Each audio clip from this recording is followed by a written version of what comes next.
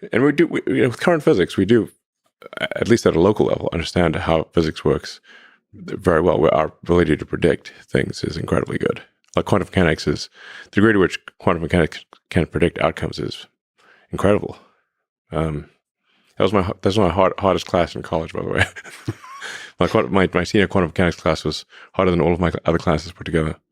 Kalau engineers kita, scientist kita, businessman kita, pemerintah kita bersatu, apa yang udah dicapai Elon tuh bukan hal yang sulit-sulit amat. Elon bilang ini sulit, kita bisa lakukan, maka apapun yang Elon pernah lakukan, kita pun bisa lakukan, bahkan kita bisa lampaui saya.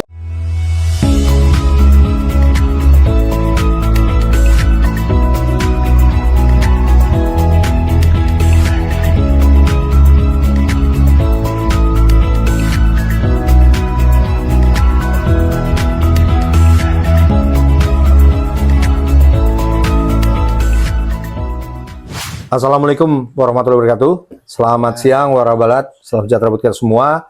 Jumpa lagi dalam acara Bincang Asik di channel kesayangan kita, The Great Carbit. Kali ini, dan seperti biasa, saya akan berkisah dengan orang biasa, tapi dengan kisah yang luar biasa. Di depan saya ada seorang, kita bisa bilang jurnalis juga, dia penulis artikel teknologi dan antariksa, juga seorang aircraft inspector. Kalau saya menyebut dia sebagai teknologi geek. Artinya apa? Dia penggila teknologi. Karena kalau di grup, kita punya grup WA ya, semua yang susah-susah jadi mudah di hadapan dia. Nah, kita sambut bersama warabalat Mas Indra. Apa kabar, Indra? Kabar baik, Mas. Baik ya. Suatu kehormatan, terima kasih. Sama-sama, Indra. Luar biasa nih punya kesempatan. Hari ini gue pengen diskusi sama lo yang sering kita bicarain di grup aja gitu ya. Tentang apa sih ruang angkasa, apa sih bisnis di ruang angkasa gitu ya.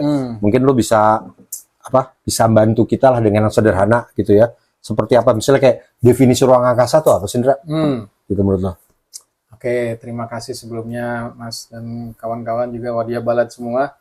Jadi dalam tulisan-tulisan saya di Kompas selama ini saya prefer menggunakan istilah ruang angkasa. Ruang angkasa ya. Luar angkasa, itu bukan antariksa, juga bukan dirgantara karena sejumlah alasan.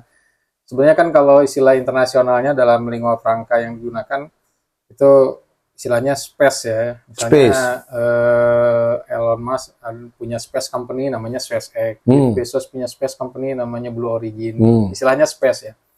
Nah, ketika saya akan menggunakan bahasa Indonesia, saya berpikir apa ya yang enak untuk digunakan untuk menggambarkan industri yang kita mimpikan ini. Saya memilih ruang angkasa. Ruang angkasa sendiri sebenarnya definisinya adalah ruang space yang meliputi ruang yang ada di dalam atmosfer bumi.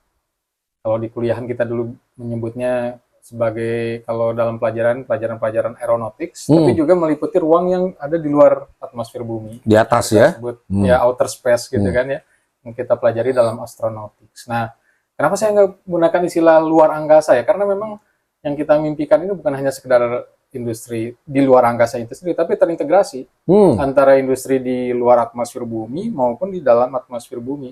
Aerospace kalau dalam bahasa Inggrisnya kan. Kenapa saya nggak gunakan istilah antariksa ya? Karena kalau antariksa terbatas untuk outer space pengertiannya.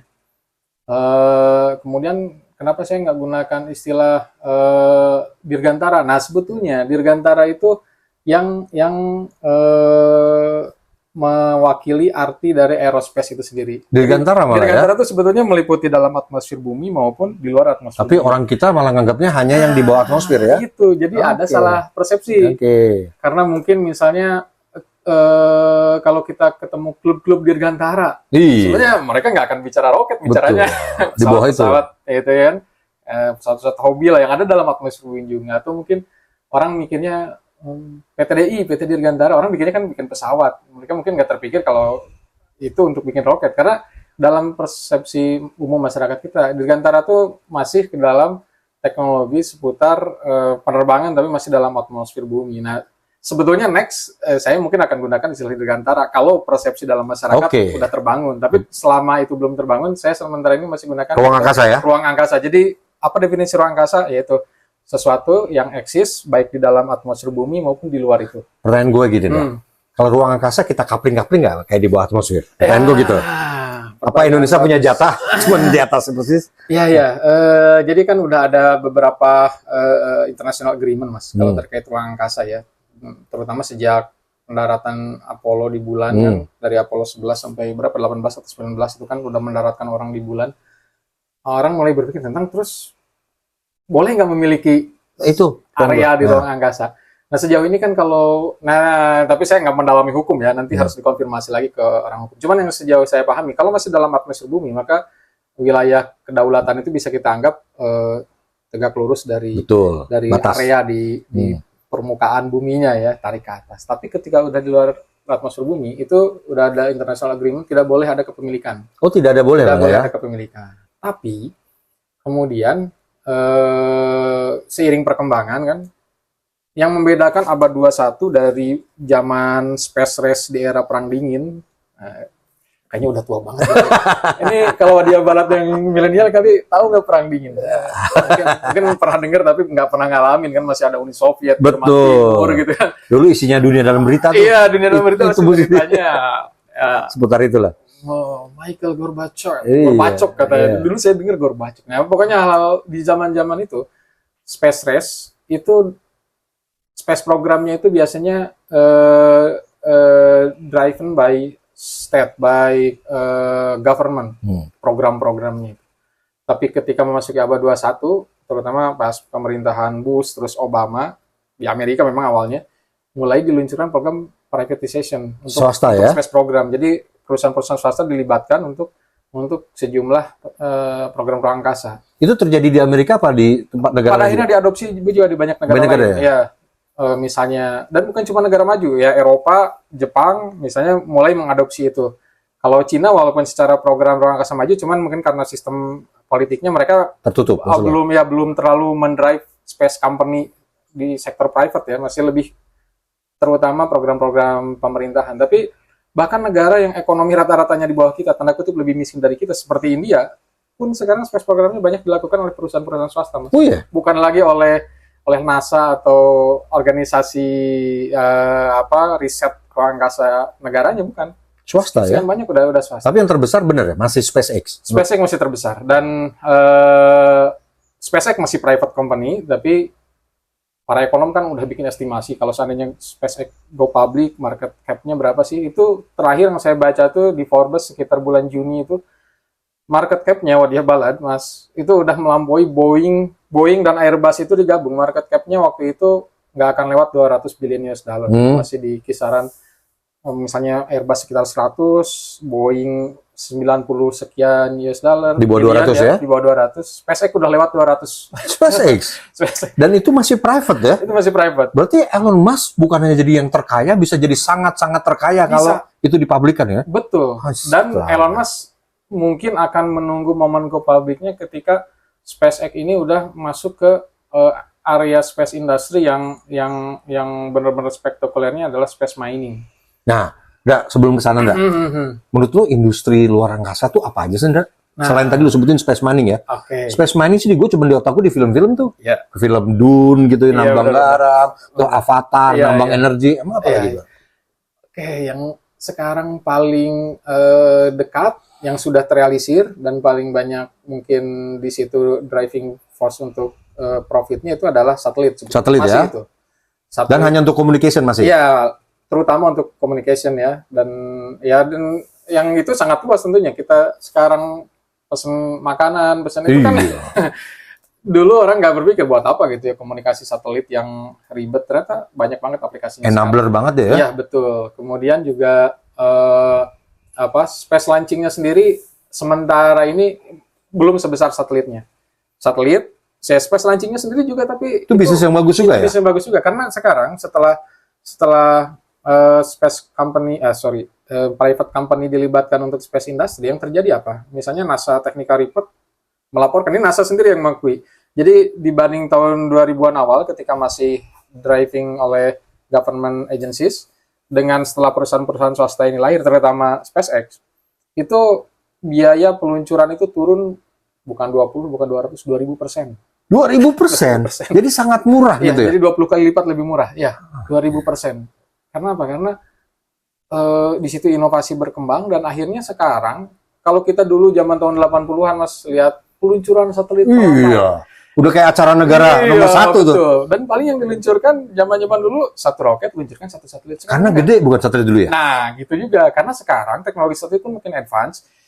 Segede apa sih, Ndak? Sekarang satelit? Sekarang itu bisa, kalau saya lihat terakhir itu misalnya ada mungkin sebesar teko teh Teko itu, gitu, ya box bisa. gitu? Tapi banyak.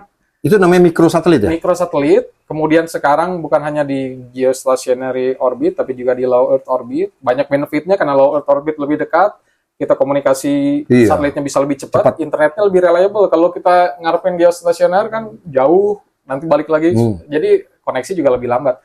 Dan itu yang dilakukan oleh SpaceX dan juga sejumlah private company yang lain. Berarti di luar angkasa tuh semakin banyak satelit, makin padat, tapi kecil-kecil bentuknya sekarang. Gitu. Kecil-kecil, betul. Dan juga orang udah mulai bikin juga, entrepreneur baru ruang angkasa tuh ada juga yang sekarang mereka bikin perusahaan adalah membersihkan sampah satelit di ruang angkasa. Sampah satelit ya? Itu juga jadi bisnis. Pemulung ya? Iya, betul. Pemulungnya bener-bener pemulung kelas space, kelas apa namanya, Gua pengen aerospace gitu. pengen punya kartu namanya gue. Keren gak lo? Iya, kalau kita lihat sekarang, kita bisa lihat berbagai profil perusahaan di internet, itu diantaranya memungut sampah ruang angkasa. Tapi ini kerjaan teknologi tinggi, bukan Keren kerjaan.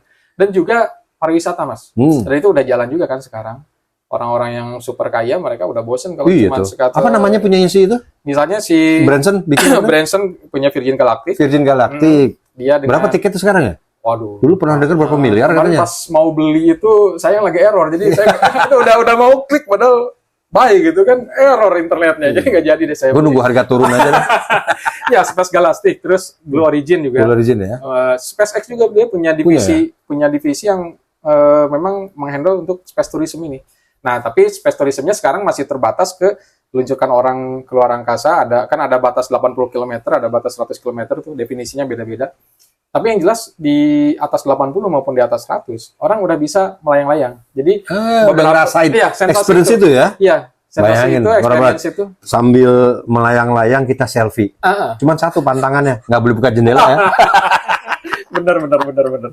Dan itu ternyata banyak yang minat, Mas. Oh iya, kalau orang udah bingung sekedar duitnya. main. Iya. Dan 3 perusahaan itu yang terutama sekarang udah jalan, kita akan lihat. Nah, next space tourism bukan hanya ngirim orang ke ketinggian 180 km, tapi juga ke bulan. Tapi juga mungkin ke Mars kalau udah teknologinya makin tinggi. Karena program ke bulan ini 2025 sampai 2030 ini, Wadia Balan, itu akan sangat kencang, terutama driving force-nya China sama Amerika. Mereka punya misi untuk kembali ke bulan. Tapi yang jadi program Amerika Artemis namanya sama China tuh Chang'e, itu bukan hanya meniru Apollo tahun 60-an, tahun 70-an yang cuman mendarat beberapa jam foto-foto ngibarin bendera, ya, ngambil sampel material bulan balik lagi ke bumi. Enggak.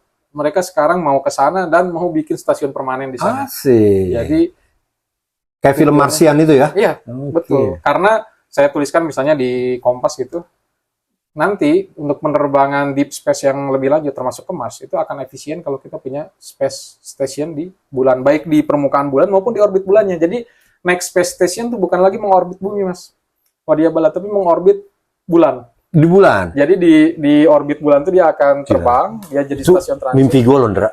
Baik, kita biasa lihat malam-malam lihat bulan, tapi kebalik kita malam-malam lihat bumi. Iya, benar. Itu keren banget. Betul banget. Itu bentar lagi tuh ya.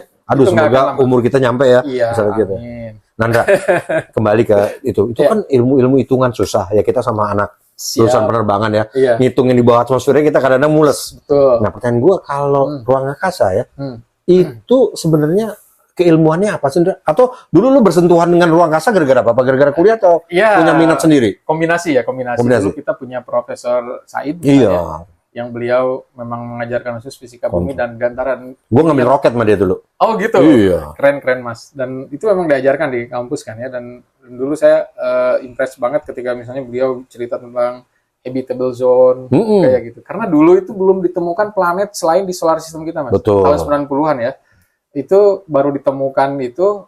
Waktu itu udah ada yang orang menemukan astronom, tapi dia kan pakai metode ada astronom itu istilahnya light transit gitu. Jadi dia mengamati bintang. Kalau misalnya ada gangguan disturbance terhadap sinar bintang yang datang ke teropong yang dia gunakan itu, dan itu gangguannya reguler, kemungkinan itu planet yang orbit bintang. Cuman orang belum yakin waktu itu, karena bisa jadi gangguan atmosfer. Waktu itu kan teropong belum ada Hubble, tapi Hubble nggak punya capability untuk. Sekarang udah canggih-canggih ya? Kalau sekarang sejak ada yang namanya teleskop Kepler, Kepler dia ya. ada di ruang angkasa, dia tidak terganggu oleh atmosfer, dan dia memang spesialisasinya memburu. Jadi nggak tergantung weather ya? Ngintip. Betul, nggak ada hujan soalnya. Itulah warna-warna. Kalau kita ketinggalan, emang ketinggalan banget lama-lama. Betul. Harus Tapi ngikutin. Mas, jadi kalau kita belajar secara keilmuan, aeronautik dan astronautik lah untuk belajar aerospace. Hanya saja begini, kalau kita mau bikin inovasi yang lebih basic, yang lebih fundamental, itu harus lebih dari itu. Maksud saya begini, nah ini kita sekarang mungkin bisa ngutip, mungkin tadi udah dikutip ya di awal video, orang terkaya di dunia, si Elon Musk, dan juga pemilik perusahaan ruang angkasa terbesar di dunia, SpaceX. Jadi dia kan basis pendidikannya fisika. Iya, dia fisikawan. Nah, selain dari itu, Afrika Selatan kan aslinya ya? awalnya dari Afrika Selatan, dia kuliah ke Amerika, ambil fisika juga ambil bisnis memang.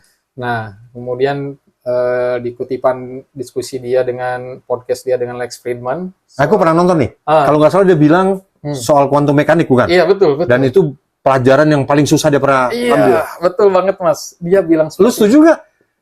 sebetulnya kalau dibilang paling susah setuju, tapi nggak sesusah itu. Beneran loh? Bukan sombong nih. Para pelatih orang mah kadang-kadang nyentrik nih. Yang orang bilang susah, dia bilang gampang. Jangan-jangan yang gampang kalkulus lu bilang susah malah. Iya. Gimana? Jadi ya sebenarnya pesannya gini, Mas. Elon Musk bilang quantum mechanics itu paling susah. Kita bisa tunjukkan, Mas, bahwa apa yang Elon Musk bilang paling susah tuh nggak sesusah itu. Artinya apa? Kalau kita bisa memahami apa yang Elon Musk bilang paling susah, kita bisa melakukan itu dengan mudah. Berarti hal-hal lain yang pernah Elon Musk lakukan juga tidak mustahil untuk kita lakukan. kita bisa duplikasi. Kita bisa duplikasi, bahkan kita bisa lampaui, Mas. Lu berani buktiin nggak ada?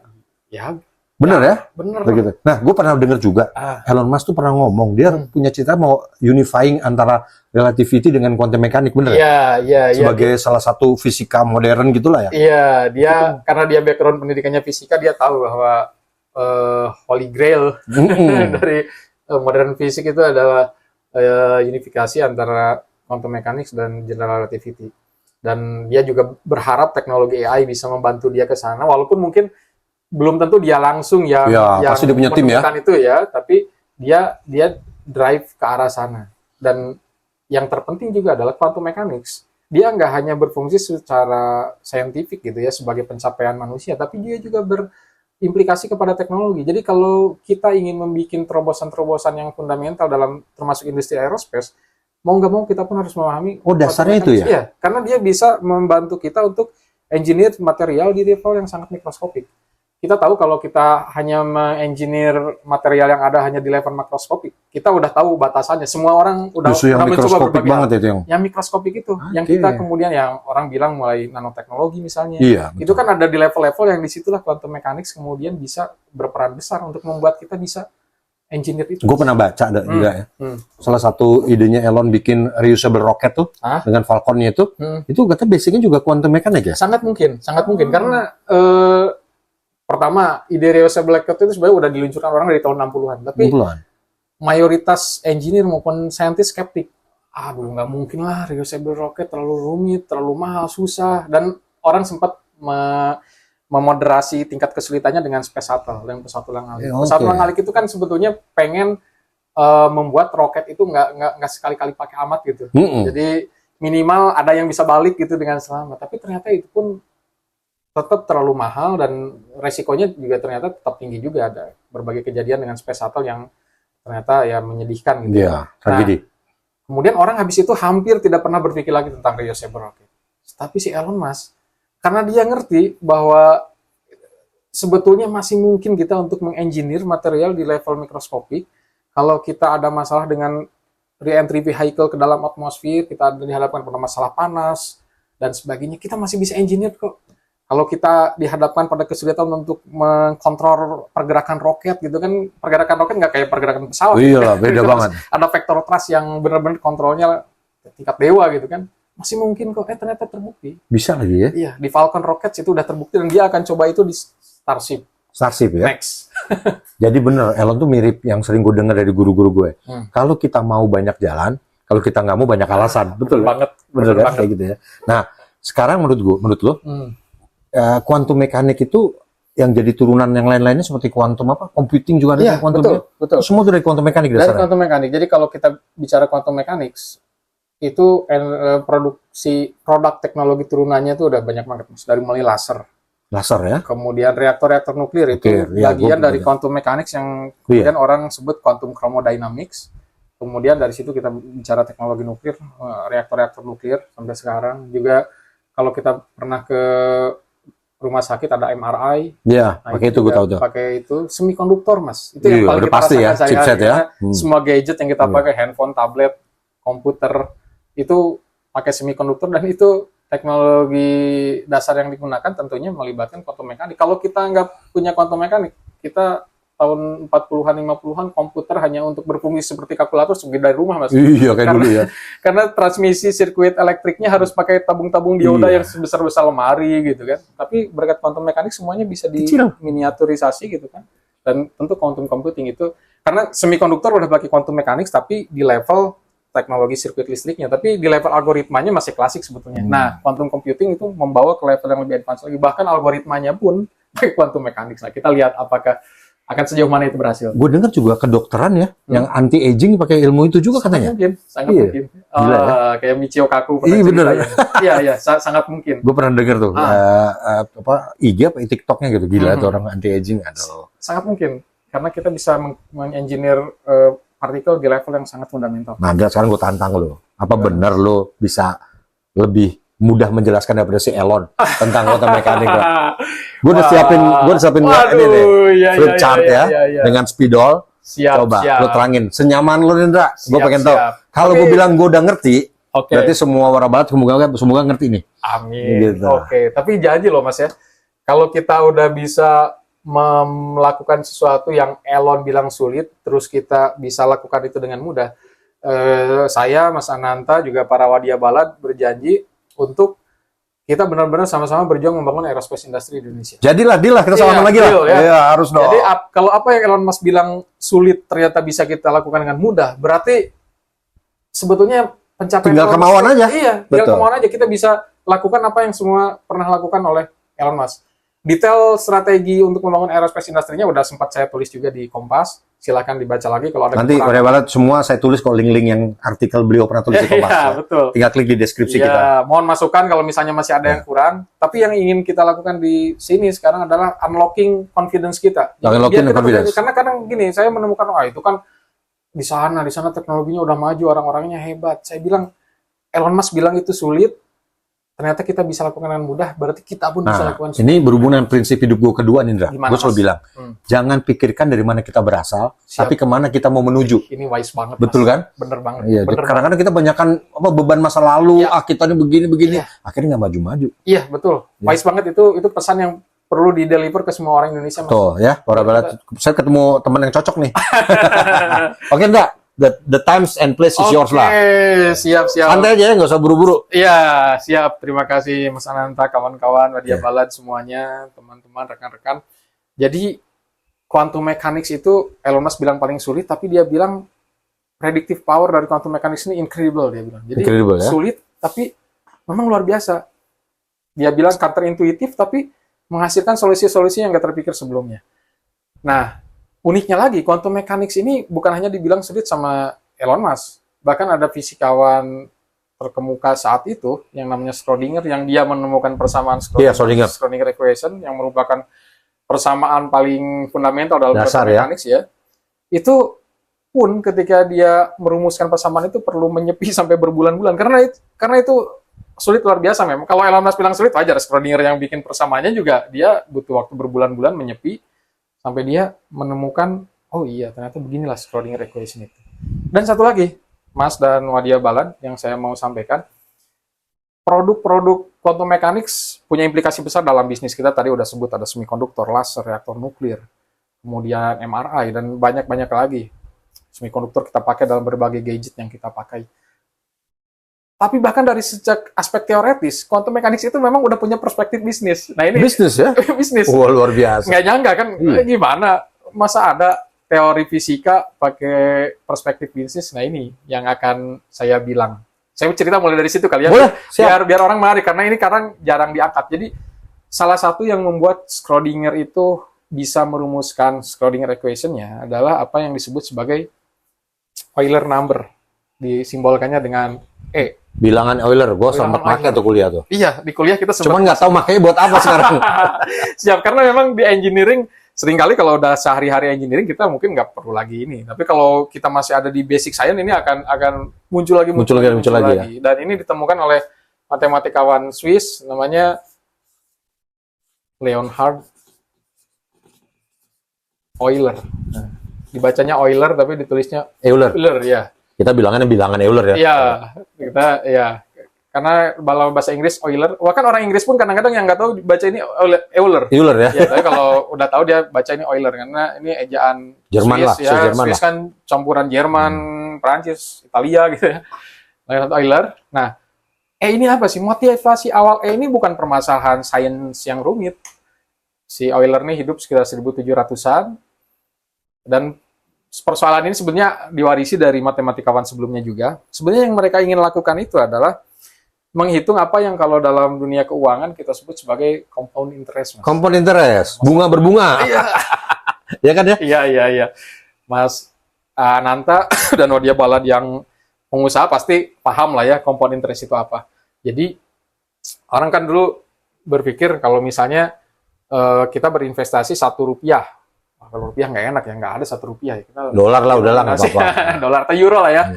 Kita pakai euro. Misalnya Wadia Balad sama Mas Ananta berinvestasi Euro dengan komitmen di akhir tahun akan dikasih return 100%. Berarti di akhir tahun dapat Euro ya, tambah Euro jadinya €2 ya. Wah, keren nih. Tahun berikutnya, aduh, kayaknya boleh dimodif kontraknya. Nggak usah kasih 100% deh, cukup kasih 50%. Tapi dibayar per 6 bulan, setengah tahun.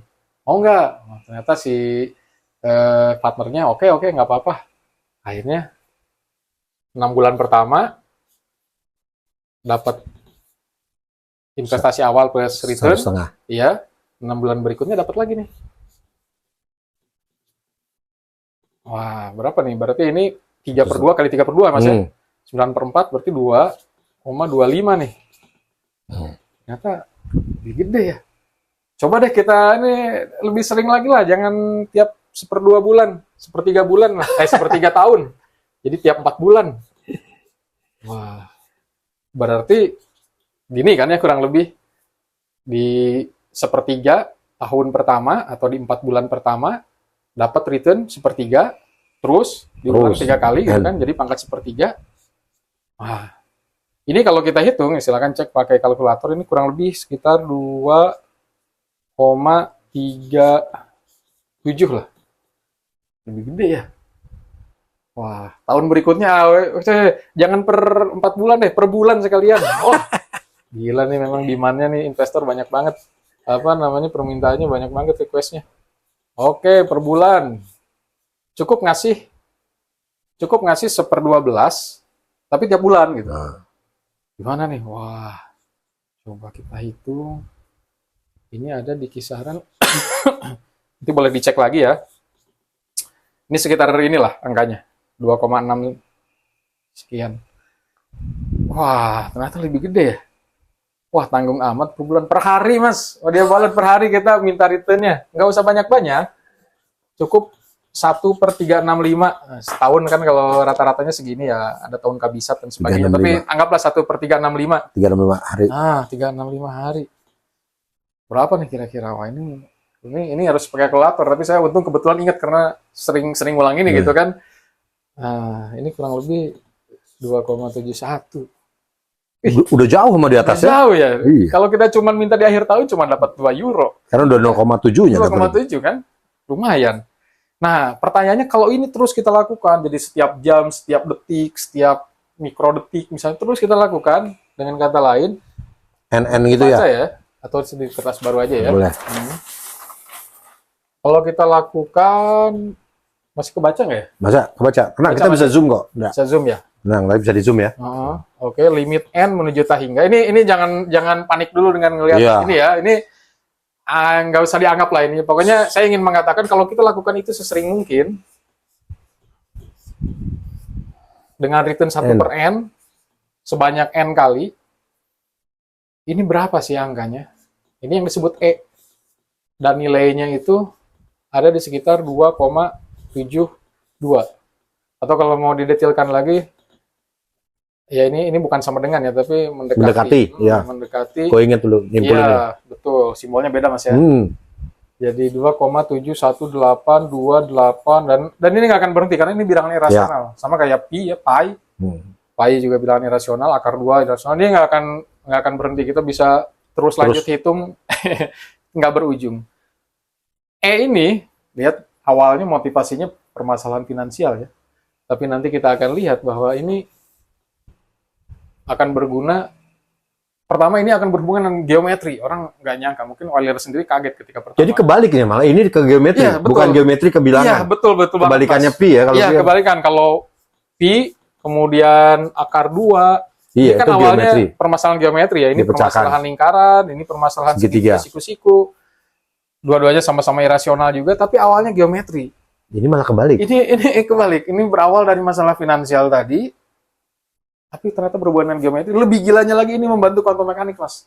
Kalau nggak ada ini, kok nggak ada itu persamaan Lu baca buku apa sih, Indra? Bisa tahu gue kok nggak baca, baru sekarang gue tahu. Dulu, Mas, gue tuh sering salah fokus, Mas. Kalau dulu kita kuliah fisika gitu atau kalkulus, itu kan suka ada cerita tentang biografi. Ya, penulisnya. Saya di depannya. Itu yang lo cari. Gue malah kebanyakan baca tentang itunya, Mas. Pas giliran ujian kan orang sibuk dulu tuh di zaman gua tuh ada di teknik lingkungan biasanya fotokopian jual latihan UTS atau latihan UAS. Gua nggak peduli tuh kayak gitu. Gua baca-baca karena gua mikir kalau bisa ini kan pas ujian juga pasti ini. Tapi kan beda sebetulnya ketika ujian kita dibatasi waktu harus cepat. Akhirnya banyak waktu yang harusnya gua bisa langsung ngerjain, gua mikir dulu ini soalnya nanya apa gitu. Karena itu tadi. Tapi hikmahnya mungkin. Tapi kalau ngejar nilai Wadia Balat jangan ngikutin dia. Itu jangan ditiru. Jadi kalau Wadia Balat, terutama adik-adik yang masih kuliah atau masih sekolah, kalau mau ujian berlatihlah soal sebanyak mungkin. Iya. Itu kunci untuk sukses dalam ujian. Karena waktu ya terbatas iya, waktu. Waktu terbatas, kita terbatas waktu. Tapi ketika kita membaca hal-hal yang background settingnya itu membantu untuk kita paham apa sebetulnya yang ada di balik layar tentang itu semua. Nah, kita lanjutkan tentang ini. Oke, E. Bagaimana E bisa berhubungan dengan quantum mechanics? Nah, kita akan lihat dari permasalahan quantum mechanics-nya itu sendiri. Oke, sudah tahu ya nilainya segini. Oke. Kita akan refresh nih pakai yang hijau kali ya. Kenapa sih quantum mechanics itu muncul? Banyak sejarahnya panjang, tapi dengan waktu yang terbatas ini saya coba singkat ya. In short, model atom klasik itu menggambarkan atom kurang lebih seperti ini. Iya. Ini ada intinya Mas ya. Ya. Ada proton dan neutron dikelilingin elektron. Gue masih ingat tuh gue. Ya kan? Iya, benar Mas.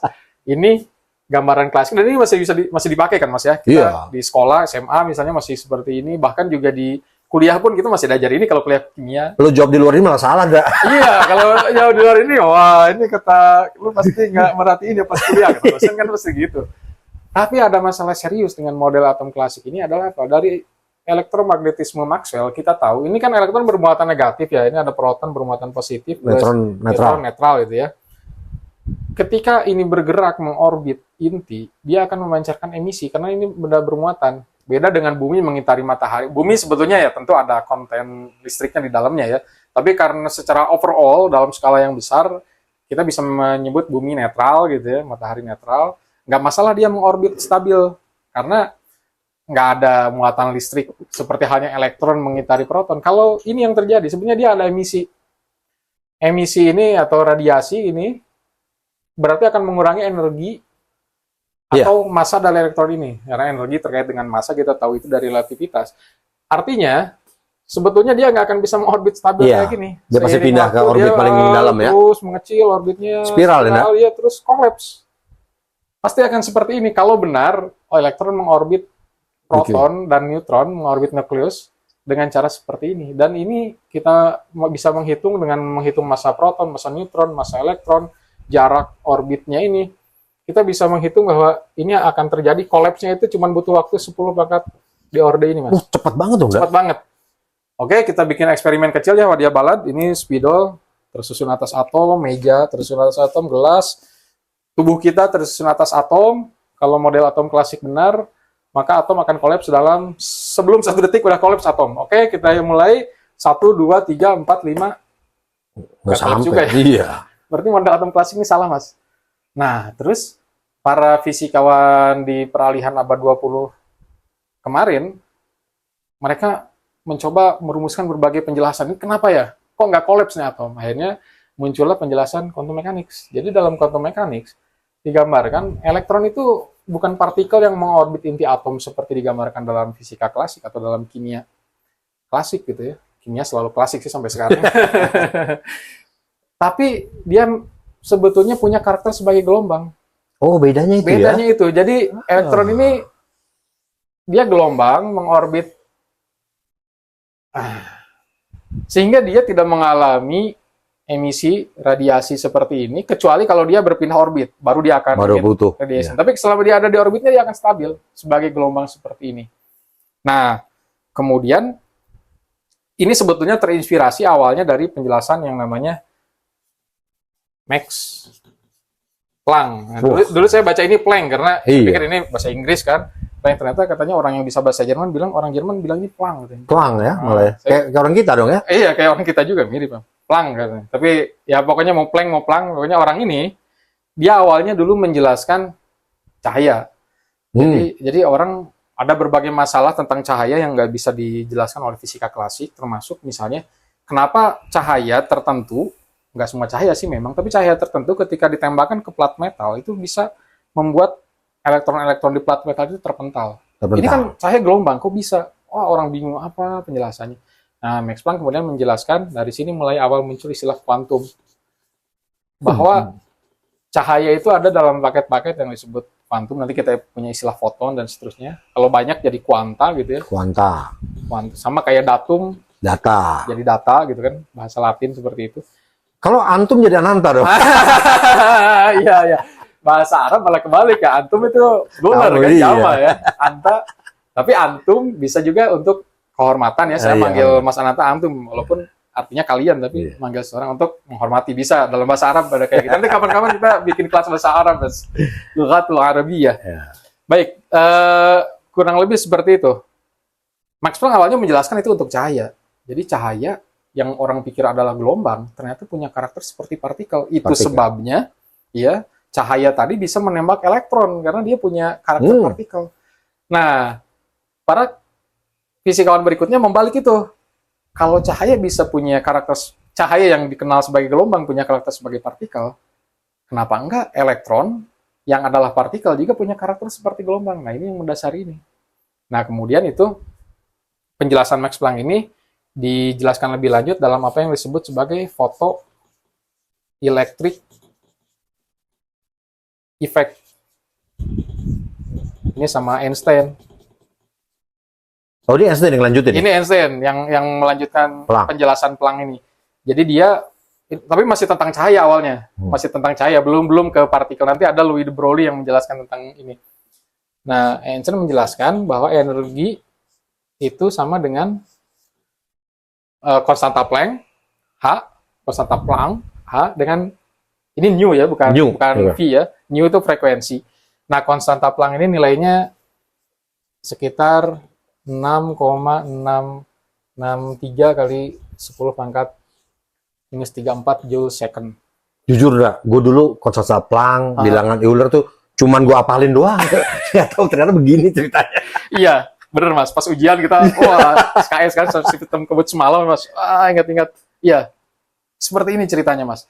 Dan ini Einstein masih menjelaskan untuk cahaya. Dan Einstein dapat Nobelnya karena ini Mas. Oh, bukan karena relativity? Bukan karena relativity. Einstein sebenarnya berharap dia dapat Nobel karena relativity. Tapi panitia Nobel memutuskan. Jurinya lain ya? Iya, tahun 20-an itu kata jurinya. Karena waktu itu relativity masih pembuktiannya masih belum final. Akhirnya Einstein dikasih Nobel untuk, dan ini tetap, ini penting, ini basis awal untuk quantum mechanics, dan tanpa ini juga quantum mechanics mungkin nggak akan pernah ada. Dia dapat Nobel karena ini, Max Planck dapat Nobel karena kuantum, kuanta, dan konstanta Planck-nya. Nah, kemudian ada fisikawan lain namanya Louis de Broglie, orang Prancis. Louis de Broglie. Nah, dia membalik konsepnya Einstein tadi ke dalam partikel. Jadi dibalik. Jadi kan si Einstein udah jelaskan tuh. Ya, tadi Planck kali ini kan bahwa energi konstanta Planck dikali frekuensi. Kemudian kita tahu bahwa yang namanya kecepatan cahaya itu kan sama dengan lambda dibagi periode ya, Mas. Ya. Oh, ini masih ingat gua. Ya, ini kan sama ya. Ini kan sebenarnya ekuivalen kayak V ya, betul. sama dengan S per T gitu ya, kan. Betul. Nah, S-nya jadi panjang gelombang karena kita bicara gelombang gitu kan. Kita bicara panjang periode. gelombang dibagi T atau periode atau ini kan 1 per frekuensi kan. Ya. Kita bisa gambarkan ini sebagai gini. Nah, mulai kan kelihatan hubungannya nih. Nah, berarti terus ya sama-sama ada frekuensi nih. Kemudian kita tahu dari relativity-nya Einstein, spesial MC kuadrat. sama dengan MC kuadrat, betul. Nah, tapi sebetulnya MC kuadrat itu dia versi singkat dari persamaan ini, Mas. Ini versi panjangnya nih. Gue belum baca kalau ini. Nah, iya memang karena ini jarang-jarang diungkap. Kalau orang beli kaos kan MC kuadrat sama aja. dengan MC kuadrat. Nah, sebetulnya versi panjangnya persamaannya ini. Jadi dikuadratin maknanya Iya, ini ya. betul. Nah, kalau untuk benda diam, ini momentum nih, P ini momentum. Kalau benda diam kan nggak punya momentum ya, sama kecepatannya MC 0 kuadrat kan? jadinya. Nah, kalau untuk benda diam,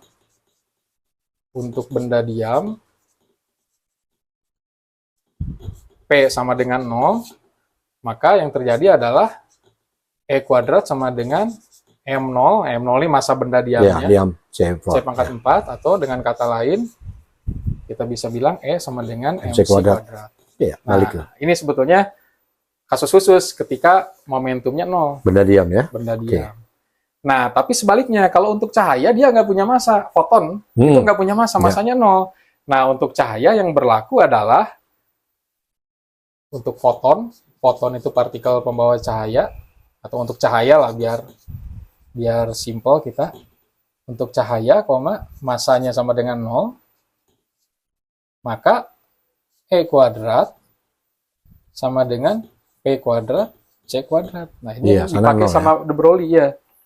Artinya E sama dengan momentum dikali kecepatan cahaya.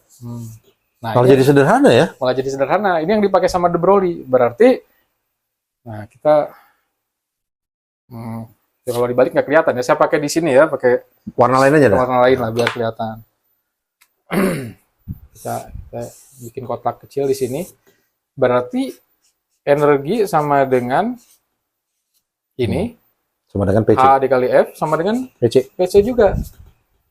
Nah, kemudian C kita tahu sama dengan ini kan lambda dikali frekuensi. Nah, terus de Broglie dapat Nobel nih, curang banget ya, dia dapat Nobel cuma gara-gara bilang gini. Jadi H gitu. Ini coret gitu kan? Iya. Kan? Ini lambda sama dengan H per P. Ini disebut de Broglie wavelength, panjang gelombang de Broglie. Gitu aja didapat ya? Cuma gara-gara gini dapat Nobel. Walaupun sebetulnya nggak cuma kayak gitu. Tapi kalau kita sederhanakan kan, cuma dapat. Aduh, rasanya kita juga bisa gitu kan, cuman bilang kayak gini dapat Nobel, ya kan? De Broglie wavelength. Jadi kalau misalnya kita tadi ditanya yang di halaman sebelumnya, kalau elektron itu bergerak sebagai gelombang kayak gini, terus panjang gelombangnya berapa? Nah, tadi jawaban itu. Jawabannya ini. Ya Pak, gara-gara itu dapat Nobel, pantas. Pantas kan? Jadi si Planck dapat Nobel karena kuantum, Einstein dapat fotoelektrik, nah de Broglie dapat. Udah 3 orang tuh gara-gara ini Nobel. Nah, nanti kita nyambung ke Schrödinger dari sini. Oke, kita udah tahu gambaran awalnya, tapi sampai dengan de Broglie, quantum mechanics itu masih belum punya persamaan yang umum yang menjelaskan di mana atau bagaimana gelombang itu merambat di dalam ruang dan waktu. Nah, quantum mechanics masih ruang dan waktu. Kalau dalam relativity, ruang waktu itu jadi satu, space time. Tapi kalau dalam quantum mechanics, terutama di bagian awal, masih ruang dan waktu terpisah. Nah, ini yang kemudian challenge ini yang akan dijawab oleh Schrödinger. Ya, jadi karena semua yang ditemukan orang-orang tadi masih belum bisa menjelaskan quantum mechanics secara utuh. Nah, kemudian Schrödinger menyepi berbulan-bulan, dia mencoba merumuskan, iya ya, sebetulnya apa nih persamaan quantum mechanics yang bisa menjelaskan gelombang itu bergeraknya seperti apa sih dalam ruang dan waktu. Nah, kemudian dia berpikir dari mana ya dia mulai menyusun persamaannya itu. Nah, untunglah dia pernah belajar matematik sama kayak kita, Mas. Cuma nasibnya beda aja. Nah, kemudian Makanannya juga beda enggak makanannya? kayaknya makanannya beda juga ya. Dia di Alpine mungkin sering makan keju, kita kejo. Kejo kalau bahasa Garut ini ya, apa dia belat nasi ya. Nasi. Nah, kemudian saya tetanggaan dengan Garut kebetulan. Terus dia pernah belajar dalam matematika atau kalkulus atau technical analysis, dulu tuh ada yang disebut, oh ini kok masih merah, balik lagi lah ke hijau lagi nih, ada yang disebut sebagai Maclaurin series. Oh ya, Maclaurin series, gue pernah dengar. Nah, pernah ini kan Mas ya, Maclaurin series ini sebenarnya kasus khusus dari Taylor series. Nah, Maclaurin series ini menyatakan apa sih? Jadi dia menyatakan kalau kita punya fungsi fx, kita bisa approximate fx ini dengan menjumlahkan secara aritmetis f dievaluasi pada nilai 0, kemudian ini bikin turunan ke n, kemudian dikalikan dengan dengan x, ini x ya, x pangkat n dibagi n faktorial, Titik ya. titik, dari n sama dengan 0 sampai Tidak terhingga. tidak terhingga. Nah, jadi si Maclaurin ini penemuannya ini. Pokoknya fungsi apapun terserah. Kita bisa cuman rubah itu jadi pertambahan-pertambahan dengan syarat seperti ini. Nah, kalau dia inget, oh iya ya, gue pernah belajar Maclaurin series katanya. Terus dia tahu kalau dia akan bikin fungsi gelombang, dia harus bikin fungsi itu pasti dalam sinus, kalau enggak cosinus, karena iya kan, sin x ini bentuknya udah persis kayak gelombang kan? Iya, namanya juga sinusoidal kan? Iya, sinusoidal kan, udah kayak gini. Cos x juga, cuman beda sedikit kan, beda fasa doang dia. Masanya tapi beda. pada dasarnya dia gelombang juga. Schrödinger tahu, dia pasti harus bikin dalam sin x atau dalam cos x. Cuman kalau ini dua fungsi ini dibikin dalam posisi terpisah, nanti akan ribet. Kenapa? Karena kalau kita nanti turunkan cos x terhadap x, dia jadi minus sin x gitu kan. Nanti sin x diturunkan lagi kan, karena kalau kita bicara perambatan gelombang, kita harus turunkan ini terhadap x, mau nggak mau kan. Dan sebaliknya kalau kita turunkan sin x terhadap cos x, terhadap x jadi cos x, bolak-balik, nggak konsisten, persamaannya sulit gitu, sulit dikendalikan, berubah-ubah terus. Nah, dia berpikir gimana ya caranya biar sinus x sama cos x ini bisa ada dalam satu kerangka persamaan yang utuh. Nah, kemudian dia ingatlah Euler number itu. Kita balik lagi ke yang tadi kita pernah bahas di awal, Euler number. Nah, Euler number si E tadi tuh dia punya keunikan. Kalau kita turunkan E pangkat X terhadap X, ini turunannya jadi E pangkat X juga, Mas.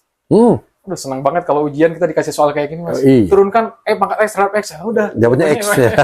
Atau sebaliknya, integrasikan dibalik X dx ya, gitu kan. Jawabannya gampang, tinggal E pangkat X lagi, cuma tambah konstanta gitu kan. Aduh, senang banget kalau dikasih soal kayak gini. Nah, Schrödinger juga tahu, wah ini nih, gua harus gunakan E pangkat X ini biar bisa bikin persamaan Schrödinger, dia bilang gitu.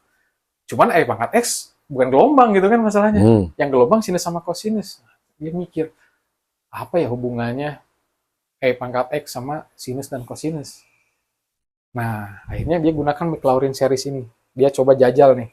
Oke lah, kita analisis deh satu-satu, dia bilang. Coba kalau sin X kita jelaskan dalam Maclaurin series yang tadi.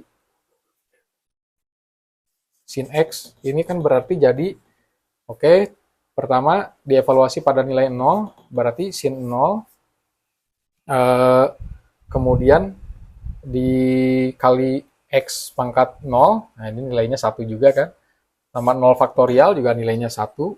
Ditambah turunan pertama dari sinus jadi kosinus. Kosinus ya. Kosinus 0 juga. Kali X pangkat 1 dibagi 1 faktorial. Ditambah kosinus. Ini terus-terusan kosinus diturunkan jadi sinus ya. Sinus Sorry. dong. Ini berarti minus sinus gitu kan. Minus sinus 0 dikali X kuadrat per 2 faktorial. Terus kita tambah sampai X pangkat 6 lah, biar cukup. Biar nggak terlalu sedikit, tapi nggak terlalu banyak Cos. juga.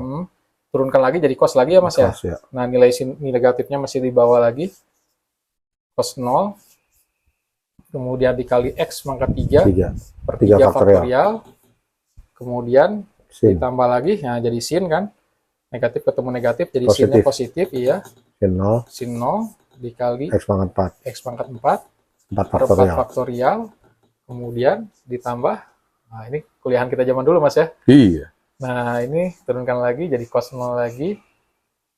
X pangkat 5 per 5 faktorial. Nah ini sampai 6 aja kita cukup. Sin. Jadi min lagi ya Mas ya. Ya benar sin. Minus 0 0. X pangkat 6. dikali X pangkat 6 6 per 6 faktorial. Dan seterusnya. Oke, Schrödinger mulai melihat nih polanya. Oke, dia coba turunkan deh angkanya sin 0, 0 kan ini berarti hilang. Terus ditambah cos X, cos 0, 1 ya. Jadi ini X pangkat 1 dibagi 1 faktorial X. Kemudian ini 0 lagi. 0. Kemudian ini jadi minus 1 ya Mas. Minus 1 ya. Minus 1 dikali X pangkat 3. Berarti ini. Faktorial. Kemudian ini sinus lagi, 0 lagi. Ini cos 0 jadi 1. X pangkat 5 per 5 faktorial. Kemudian ini sin 0. Oke, nggak perlu. Dan seterusnya. Oke, dia bilang lah udah deh. 1 beres nih sinus kata Schrödinger. Sekarang cosinusnya. Dia coba cari kalau cosinusnya gimana nih. Cosinus X dia bilang jadinya cos 0. X. X pangkat 0 ya Mas. Ya. Per 0 faktorial. Kemudian Jadi sin. turunkan ya, jadi minus sinus ya Mas. X Minus pangkat 0, 1. X pangkat 1 per 1 faktorial. 1 faktorial.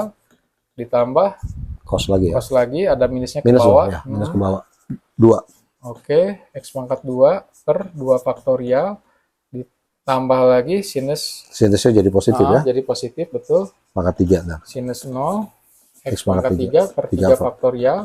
Ditambah Cos lagi. cos lagi. Cos 0 kali X pangkat 4 per 4 faktorial. Plus. Jadi minus ya Mas Ya ya? minus. Plus minus ya. 0. Sinus 0, X pangkat 4. X pangkat 5. 4. Sorry 5. Oh ya udah 5 ya, per 5 Sorry. faktorial. Ditambah lagi cos 0-nya terus. Kemudian, negatifnya pangkat masih ke bawah ya Mas? Ya. X pangkat 6. Kemudian X pangkat 6 per 6 faktorial. Oke, cukup. Wah, coba deh, Schrödinger pengen masukin angkanya katanya. 0. Cos 0 jadi 1 1. ya? Ya. Kemudian ini 0. 0. Ya. Kemudian ya kita tuliskan dulu biar 0. nggak lupa. Nah ini jadi 1 Mas ya? 1 minus ya. Minus Jadi 1. minus 1 X ya. X kuadrat per 2 faktorial. Ini 0 lagi. Kemudian cos 0 jadi 1 lagi. Tambah 1. X pangkat 4. 4 faktorial. Iya. Kemudian 5, 0 ya. 0 plus 6. Nah ini. Minus. Kemudian ya minus ya. X pangkat 6 per 6 faktorial. Wah. Mulai dia agak tersenyum nih Schrödinger. Setidaknya untuk cos sama Sin sinus udah. sudah selesai. Tapi ada yang belum selesai nih. Apa hubungannya sama E pangkat X dia bilang. Coba kalau E pangkat X pakai Maclaurin. Dia penasaran. Jadi E pangkat 0. Kemudian dikali X pangkat 0 per 0 faktorial. Terus E pangkat. Karena ini X-nya selalu dievaluasi pada 0. Ini selalu E pangkat 0 jadinya. Oh, selalu Tapi gitu ya. iya X-nya yang 1. berubah. X-nya jadi pangkat 1 per 1 faktorial. Terus N0 Terus lagi. ini pangkat 0. X2. X pangkat 2 per 2 faktorial dan seterusnya. Atau tambahlah sampai 3 lah. Biar kelihatan E pangkat 0, X pangkat 3 per 3 faktorial dan seterusnya. Nah, kemudian ini jadinya E pangkat 0 bla bla bla ini 1. Ditambah X. X ya. Ditambah X kuadrat per 2 2 faktorial. X pangkat 3. X pangkat 3 per 3 faktorial. Terus? Ditambah, wah kalau kayak gini sih nggak ada hubungannya sama sinus. Schrödinger kan mulai, tadinya udah tersenyum, dia ada cemberut lagi deh. Nggak ada nih hubungannya. Terus dia kepikir, oh iya dulu gua pernah diajarin ini katanya. Pas teknik analisis, dia pernah diajarin satu angka yang disebut I, Mas. Kita pernah kenal ini, Mas ya. I sama dengan akar min 1. Iya. Nah ini wadia balad, ini disebutnya angka imajiner karena di dalam bilangan real nggak akan ada angka min 1 akar dari min 1 kan? Iya. Nggak ada. Tapi wah karena saking stresnya nih Schrödinger, udahlah, gua dalam dunia nyata udah nggak bisa dapat solusi, masuk dunia imajiner gitu kan? Gua pakai aja nih ini, dia bilang angka imajiner I sama dengan akar min 1. Coba petakan karakter dari I ini gimana sih? Kalau I dikuadratkan gimana sih? Dapat nih jadi min 1 nih. Nah, ini mulai ada nih dalam bilangan real, ada min 1. Coba kalau dia kalikan I lagi jadi I pangkat 3, berarti min 1 dikali I. Wah, sama Min dengan 1 min I. ya, min I. Iya. Wah, lumayan juga nih. Coba dia penasaran terus lah sampai 6 lah. Ngikutin di atas tadi. I pangkat 4, berarti dikali lagi I gitu kan. Iya. Minus 1, jadi plus 1. Wah. Agak tersenyum lagi nih Schrödinger. I pangkat 5 kali lagi I, berarti jadi I. I pangkat 6 kali lagi I, minus 1 lagi. Dia mulai agak ada lampu lagi. Ini mulai ada inspirasi nih. Coba deh, dia iseng, dia bilang, coba kalau seandainya E-nya pangkat IX. Jadi yang tadi kan cuma pangkat X, nggak ada apa-apanya, trivial gitu, cuma gitu-gitu doang. Coba kalau pangkat IX, ada perbedaan nggak? Nah, ini dia coba uraikan. Berarti ini E pangkat X-nya kan 0, dievaluasi pada nilai 0. Ini jadinya I 0 dikali I gitu kan, jadi 0 juga akhirnya. 1 jadinya dong. Nah, ini 0. Nah, di sini X-nya, dia ada I-nya, tapi pangkat 0 juga. Untuk suku pertama, dibagi 0 faktorial. Nah, suku berikutnya, E pangkat 0 masih tetap, karena 0 dikali I kan tetap 0. Nah, tapi ini mulai beda nih. IX1 ya? Nah, ini sini IX pangkat 1 per 1 faktorial. Nah, coba di sini dilanjutkan I pangkat 0. Ini IX kuadrat nih, per 2 faktorial. Kemudian dia lanjutkan lagi, E pangkat 0. Suara saya masih masuk ya? Masuk ada di sini. Ya? Oke. E pangkat 0. Kemudian dikali IX pangkat 3. 3 faktorial. Bagi 3 faktorial. Kemudian ditambah lagi E pangkat 0. Kita sampai 8 ya, biar cukup sampelnya. Karena ini udah kombinasi. I pangkat X, IX pangkat 4. 4 faktorial. 4 faktorial. Ditambah I pangkat 0. 5. IX pangkat 5. IX pangkat 5 per 5 faktorial. Ditambah E pangkat 0. IX pangkat 6 per 6 faktorial, 2 lagi. I pangkat 0, IX7. IX pangkat 7 per 7 faktorial. Dan terakhir, E pangkat 0, IX pangkat 8 per 8 faktorial, dan seterusnya. Ini sebenarnya masih berlanjut, tapi untuk sampling kita sampai sini. Nah, Schrödinger mulai agak tersenyum lagi. Coba katanya gua ambil deh angkanya. Ini kan jadi 1 nih. 1. Kemudian ini 1. jadi IX ya, Mas ya? Jadi X ya. IX. Itu X kuadrat. Nah, X kuadrat jadi minus ya, Mas ya? Iya. Jadi minus X kuadrat per 2 faktorial. Kemudian ini pangkat 3, ini kita udah jadi minus I. Minus I. Berarti dia jadi minus I dikali X pangkat 3 per 3 faktorial. Kemudian yang pangkat 4, kita udah ini pangkat 4 jadi plus 1. Berarti X pangkat 4. Ya, X pangkat 4 per 4 faktorial. 4 faktorial. Terus, ini X pangkat 5. Mana tadi X pangkat 5? I pangkat 5 jadi I juga. Berarti ditambah I X pangkat 5 per 5 faktorial. Kemudian yang 6, I pangkat 6 jadi minus 1. Berarti ini jadi minus nih. Minus X pangkat 6 per 6 faktorial. Kemudian 7, nah 7 kita belum tulis. Hmm. 7 berarti minus 1 dikali I lagi jadi minus I nih. Minus I, ya. Minus I kali X pangkat 7 per 7 faktorial, dan terakhir 8. 8 minus balik I lagi. dikali I berarti 1 ya Mas ya. Hmm. X pangkat 8 per 8 faktorial. Wah, coba deh dia penasaran.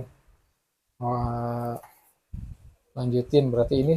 Kalau dia pengen, wah gua pisahin aja deh antara suku yang ada I dengan suku yang nggak ada I. Udah kelompokin. Gimana ya? Dia kelompokin. Ini 1 yang nggak ada I-nya. Minus X kuadrat per 2 faktorial, nggak ada I-nya. 4 juga nggak ada I-nya ya. X kuadrat per 4. Per 4 faktorial. Minus nggak ada 6. I-nya. 6. Iya, minus 6. X pangkat 6. Iya, betul. Per 6 faktorial. 8 terakhir. Tambah 8. Per 8 faktorial. Ini nggak ada ini semua nih. Dan seterusnya. Coba yang ada I-nya berapa nih? X, I, Iya. X, ya, X. Iya, ada X sama Mas ya. X. Minus X pangkat 3 Betul Mas. per 3 faktorial. Betul Mas. Plus X 5. X pangkat 5 ya. plus X pangkat 5. 5 faktorial. Minus X pangkat 7 Oke. per 7 faktorial. Wah, mulai deh tersenyum lebar Schrödinger. Kenapa tersenyum lebar? Karena ini mirip pola yang ini Wadia Balad. Yang Mas kan? cos. Yang sebelumnya kita sempat tulis kan? Nih, yang ini Wadia Balad dia mirip yang cos. Cos. Tuh Ya. kan? Dia ada di suku-suku yang genap gitu kan? Sorry. Ini mirip dengan pola yang ada di cosinus X diturunkan dengan deret Maclaurin atau Maclaurin series. Kemudian yang ada I-nya mirip dengan sin yang diturunkan dengan deret Maclaurin series, bukan McLaren ya. Dia Balad Maclaurin. Sinus, sinus sebelumnya nih. Sorry. Waduh. Nah, ini dia sinus. Ya. Mirip yang ada I-nya. X3, X5 ya. Wah, inilah keajaiban pertama dari Euler number tadi. Jadi ternyata Wadia Balad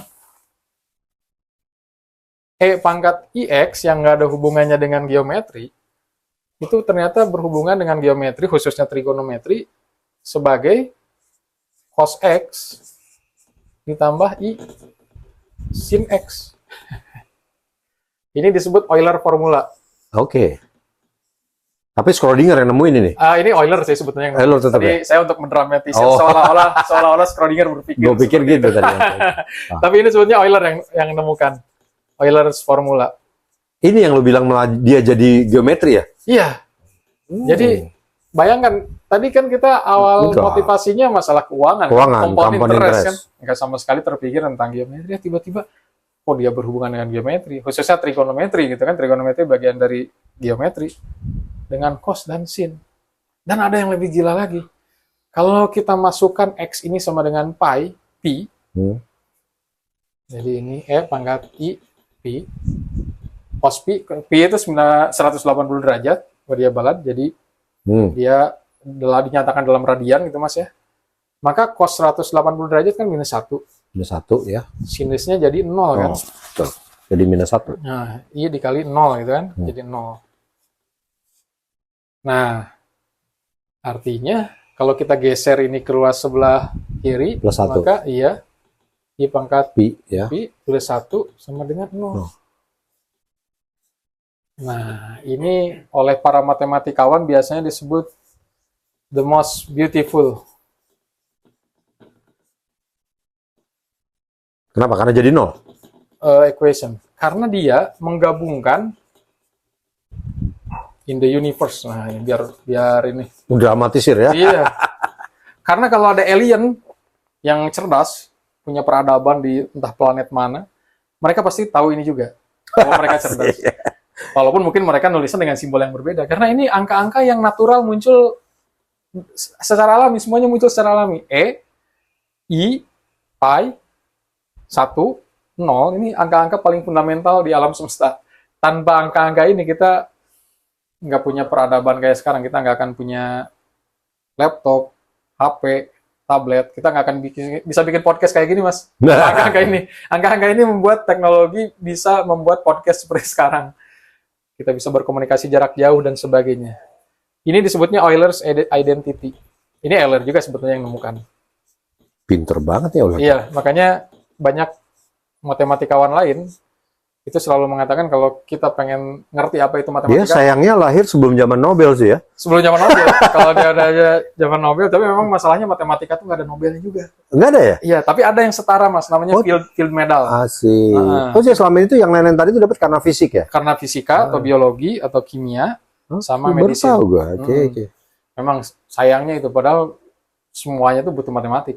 Tapi matematik punya namanya field medal, itu setara Nobel untuk matematik. Walaupun bayarannya nggak setinggi Nobel. Kalau Nobel bayarannya tinggi. Nah, ini disebut Euler's Identity.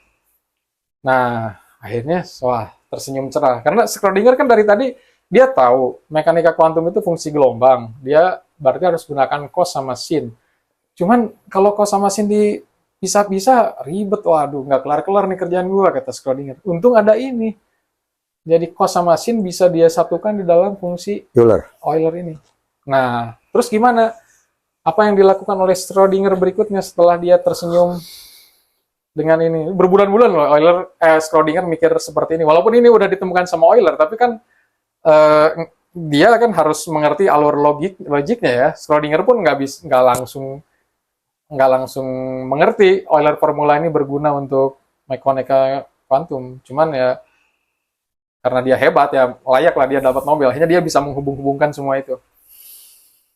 Nah, kemudian Schrödinger kan membayangkan kalau seandainya elektron tadi itu adalah gelombang, dia bisa dinyatakan sebagai, ini huruf Yunani juga dibacanya psi atau bahasa psi gitu ya. Bukan Garputala ya, bukan? Ini mirip Garputala ya, Trisula kalau kita bilang. Senjatanya Aquaman. Ya, Aquaman juga pakai ini ya. Betul-betul. Dewa Siwa kalau di Prambanan atau candi-candi kita lihat pakai Trisula juga. Nah, ini sama dengan pangkat I. Nah, dia kan udah tahu kan. Cuman dia nggak bisa cuman bilang X. Dia harus kombinasikan ruang dan waktu kan.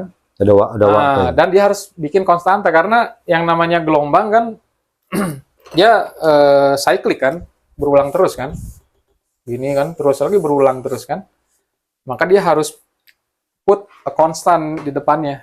Nah, dia tuliskan aja K di sini. Oh ya, konstanta ya. Nah, konstanta X karena gelombang ini akan berulang terus gitu kan. K ini menunjukkan nanti berapa cycle yang akan dia lakukan. Terus dia harus menambahkan waktu di sini. Nah, dia kasih konstanta namanya omega. Kasih waktu. Kenapa minus omega T? Baru gue mau nanya, kenapa minus? Kenapa minus? Karena ini untuk menunjukkan perambatannya itu. Artinya, ketika waktu bertambah, supaya fungsi ini punya nilai yang sama, maka ketika T bertambah, X pun harus bertambah kan. Nah, jadi ini akan ensure bahwa fungsi waktunya gitu. Fungsi waktu ini tidak merubah gelombangnya. Jadi dia menjadi, kalau kita pakai KX aja disebutnya standing wave, jadi gelombang yang diam. Nah, kalau kita pakai minus omega ini jadi moving, dia bergerak. Jadi kalau kita bikin animasinya, ini gelombang terus bergerak. Nah, cuman sayangnya belum ada animasi di zaman Schrödinger kan, akhirnya dia, udahlah tulis aja pakai ini katanya. Nah, inilah. Itu namanya wave function bukan sih? Ini udah wave function, Mas. Nah, tapi belum jadi Schrödinger equation.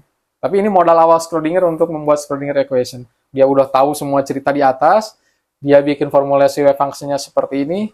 Nah, sekarang dia masuk ke babak permasalahan berikutnya. Belum kelar masalahnya sebetulnya. Nah, sekarang dia mulai berpikir, oke, ini wave function. Aduh, gimana nih gua harus merumuskan ya. Oke lah, gua bikin model yang sederhana aja dulu. Jadi dia bilang, dia akan mulai dengan non-relativistik. Nah ini, waktu itu teori relativitas khusus udah ada. Umum juga udah ada. Nah, cuman kalau dia mulai dari relativistik, aduh gua ribet deh, stres gua katanya. Udah dah, ambil dulu dari non-relativistik, nanti bisa di... Schrödinger itu tahun berapa sih, Nak? Dia merumuskan ini tahun 20-an, Mas.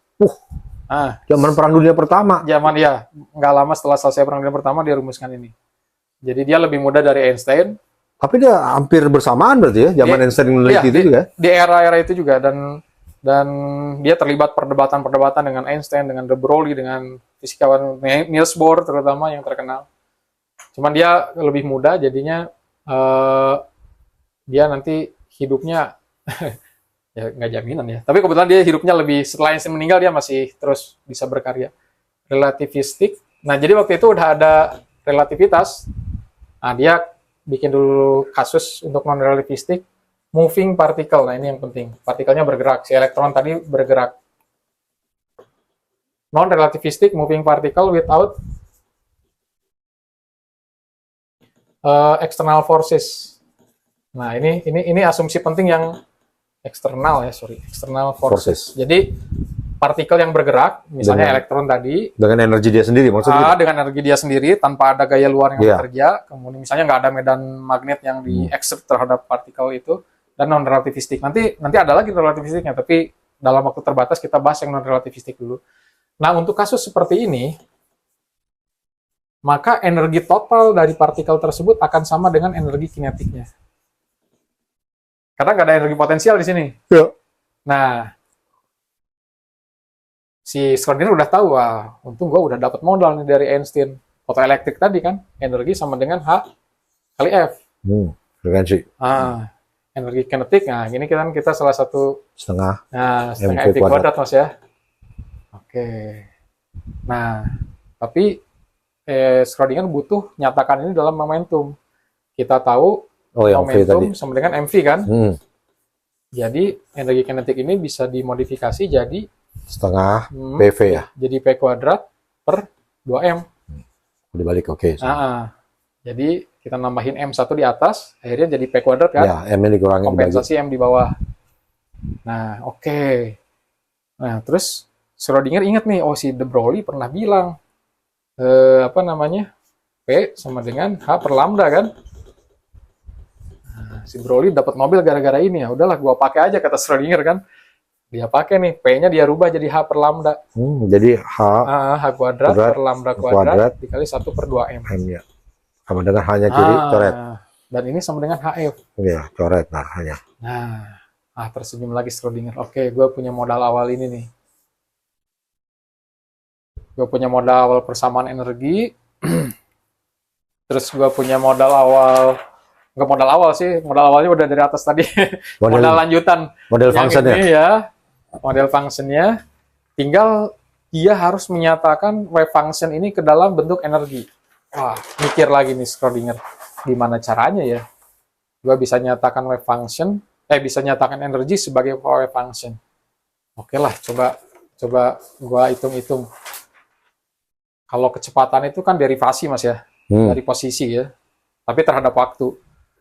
Tapi dia tadi nyatakan terhadap log space, dalam hal ini panjang X dan juga waktu. Oke lah, gue coba turunkan terhadap X dulu dia bilang. Jadi si psi tadi dia turunkan secara parsial terhadap X. Nah ini lambang untuk turunan parsial kalau kita dulu belajar kalkulus mas. Ada D biasa, ada ini dulu kalau ada dosen yang biasa nyebutnya do. Biar beda dari D gitu, karena ini turunan parsial. Jadi kita cuma turunkan ini terhadap X dulu. Satu aja ya? Enggak terhadap T. Terhadap posisi berarti ya? Terhadap posisi aja. Jadi kalau si ini kan saya ini tadi kita udah tulis sebagai E pangkat I Kx min omega T ya? Omega T, ya. Dibagi, bukan D ini, do X gitu kan. Nah, berarti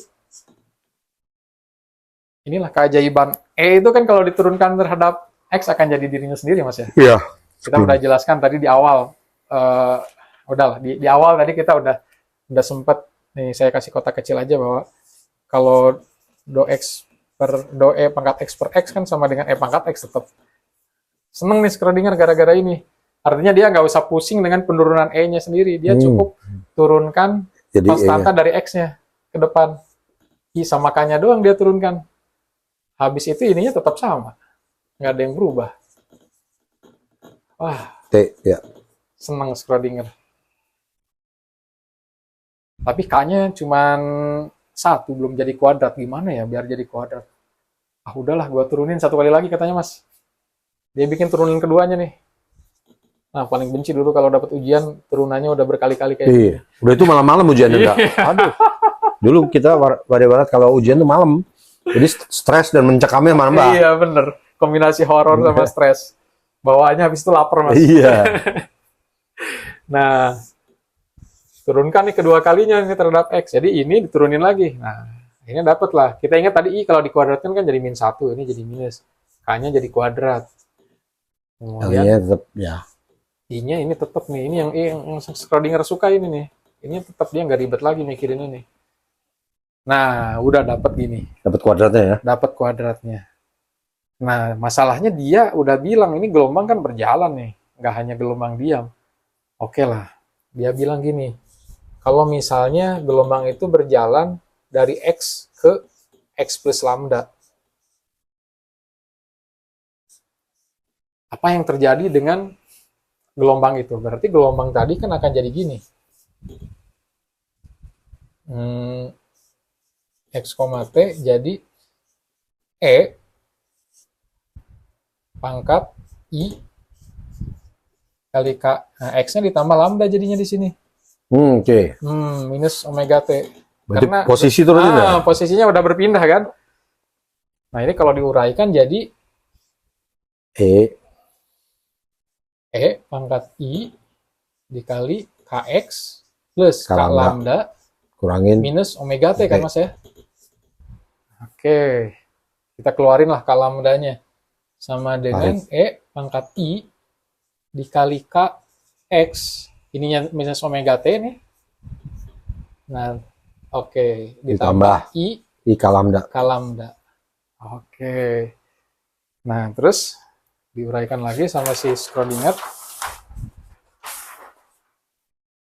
Berarti sekarang nanti si ini akan jadi fungsi X ya. Betul. E dikali KX minus omega T. Ya. Nah, lambda. yang itunya kan bisa kita turunkan nih Mas, bisa kita lepas ya. Si suku terakhir ini, ya, I K lambdanya ini kita lepas. Jadi E tersendiri nih. Oh, ini bisa dikali ya, ya? Karena pengalian ya? Iya, karena perkalian. Jadi dia I K lambda. Nah, jadi dikali nih. Terpisahlah dia. Nah, yang harus dilakukan oleh Schrödinger adalah membuat perpindahan ini tidak merubah sign-nya. Artinya apa? Artinya si ini harus jadi satu kan? Ini harus jadi satu supaya walaupun dia berpindah, gelombangnya tetap sama. Oh, pattern gelombangnya tadi. Iya, patternnya tetap sama. Dia berpindah tapi dengan pattern yang sama. Maka ini harus jadi satu. Artinya E pangkat I K lambda sama dengan 1. Nah, Schrödinger tahu nih dari Euler's identity kalau E pangkat I pi itu kan ditambah 1 sama dengan 0 ya. Kita pakai yang bisa nih. Jadi ini kita balik lagi nih dia balat Mas ke Euler identity ya. Gue baru tahu loh, Euler punya peran penting banget di sini. Penting banget dan itu gilanya Mas. Ini kita bicara quantum mechanics tapi hampir dalam berbagai cabang sains dan engineering Euler number nih muncul terus. Untungnya kita ada di engineering yang sifatnya permukaan. Coba dia balat tahun 1700 lo kebayang nggak? Aduh. Iya. Makanya sering dibilang Euler itu matematikawan paling prolific, paling berpengaruh karena dia dan dia orang Swiss ya. Orang Swiss. Bukan negara-negara seperti Italia zaman itu yang lagi unggul-unggulnya ya. Betul. Nah, ini berarti kan E pangkat E pi sama dengan -1 ya. Tadi ya balik lagi. Kalau kita pengen jadi 1 kan berarti kita kuadratkan Mas ya. Ya, jadi positif. Berarti ini IN 2 pangkat 2. E pi kuadrat sama dengan -1 kuadrat kan seolah-olah gitu. Berarti nah, ini kita tinggal masukkan E-nya E kecil kali 2. Nah, kan ini bisa dimasukin kalau kalau kuadrat ya. Iya, sama dengan 1. Nah, tersenyum lagi Schrödinger. Wah. Berarti biar ini sama dengan 1, syaratnya adalah I atau ya bolehlah I dikali K lambda sama dengan 2N I kali 2pi. 2pi, iya. sorry 2pi. Atau dengan kata lain berarti coret-coret I-nya K lambda sama 2pi. Senang Schrödinger. Berarti K yang dari tadi kita gunakan secara arbitrary, kita masukin aja sembarang. Kita mau ganti K dengan A, B, C, D, Iya. nggak masalah. Ini sama dengan 2 pi per lambda. Nah, sekarang si K ini, dia dinyatakan secara eksplisit sebagai hubungan antara pi dengan lambda. Nah, ini yang dibutuhkan sama... Itu berarti kata tadi yang posisi awal itu udah ya? Posisi awal yang berpindah. Iya, itu kan ya, kayak. Itu bisa terjadi kalau K-nya punya nilai kayak gini. Oke, 2 pi per lambda supaya ya. dia gelombangnya konsisten terus. Nah, Jadi yang berpengaruh sebenarnya lambdanya ya, panjang gelombangnya. iya, betul. Panjang gelombangnya berpengaruh dan itu nanti terkait juga dengan kalau misalnya infrared kan panjang gelombangnya panjang banget panjang. tuh. Kalau ultraviolet panjang gelombangnya pendek. Kita kosakatanya ini ya, panjang gelombangnya pendek. Kalau bahasa Inggris kan the wavelength short gitu kan. Kalau kita ya oke. Tapi bahasa Indonesia punya banyak keindahan lainnya juga. Setiap bahasa punya keindahan masing-masing. Bahasa paling simpel di dunia itu bahasa Indonesia. Ya kan? Ada tensis, nggak ada gender, nggak ada tensis, betul. Terus nggak ada plural sama singular kan? Iya, betul. Saya hari ini pergi, saya kemarin pergi, saya besok pergi. Kalau bahasa Inggris, yesterday I went gitu kan. I go tomorrow. Nah, tapi agak mending kalau bahasa Inggris tomorrow I will go gitu kan. Kalau bahasa Arab itu bisa. Ya, Arab kayak Perancis juga susah, ada gendernya. Aduh. Saya pergi sekarang, azhabu. Saya perginya kemarin. By the way, Wada Balat, Indra ini bisa bahasa Arab. Bahasa Yahudi bisa kan ya? Bahasa Yahudi cuman bisa sedikit. Apa lagi Persia? Juga qalilan faqat. Persia nggak bisa. Cuman Arab sama Inggris aja yang untung saya sempat belajar. Bukan karena saya pinter, kebetulan aja karena sempat diulang-ulang kan baca Quran tiap hari kan. Jadinya bisa juga akhirnya. Nah, kemudian apa namanya tadi? Lambda, udah tahu K ini berhubungan dengan 2 pi per lambda, maka kemudian balik ke situ lagi ke sana. Nah, kita udah tahu ini psi hubungannya seperti ini. Berarti K-nya itu diganti dengan 2 pi lambda semua ya? Ya, diganti dengan, tapi bukan yang ini, yang udah diturunkan. Oh, yang udah diturunkan. Nah, biar dia bisa menghubungkan dengan energi. Sebenarnya tujuannya Schrödinger itu. Dia mau tahu kekuatan. Jadi dia pengen tahu kekuatan dan dengan wave function kita tahu energinya dari apa partikel kita namanya. Iya. Partikel. Jadi supaya dia bisa memetakan pergerakan partikel itu, dia harus menghubungkan wave function ini dengan energi. Nah, di sini kan udah ada K-nya nih, kayak gini. K kuadrat. Dia akan rubah ini menjadi bentuk K yang baru tadi. Berarti, pakai yang merah inilah, karena ini udah mau babak final nih. Berarti yang, nah ini dia.